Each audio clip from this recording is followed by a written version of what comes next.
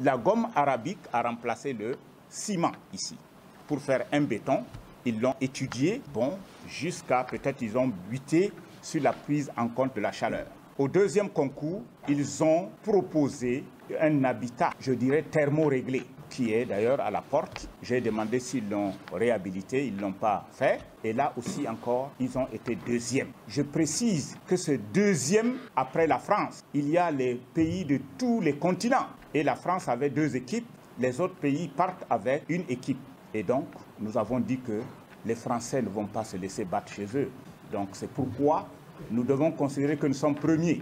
Albert Wright, invité d'honneur de cette 4e édition, a encouragé ses apprenants à développer leur génie créateur. Le génie industriel, c'est la base même du développement, parce qu'un pays ne peut croître que par la mise en valeur de ses ressources propres et la production de plus-value dans tous les actes de production.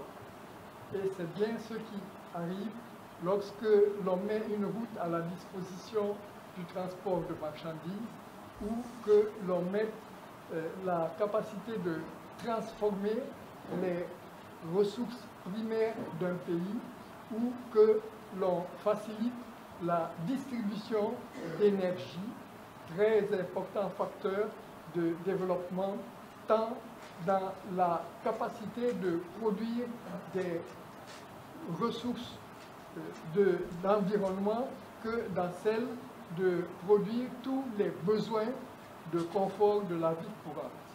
Je suis très honoré de voir que l'effectif d'ailleurs ici présent est encore très important. J'ai été, sans vouloir me vanter, l'un des acteurs du maintien de l'EMIC au Niger comme école d'excellence. Cette 4e édition de la journée génie civil a connu un succès hors pair de par son organisation, mais aussi le parterre d'invités de marque l'ayant rehaussé, constitué de fins connaisseurs du domaine du génie civil.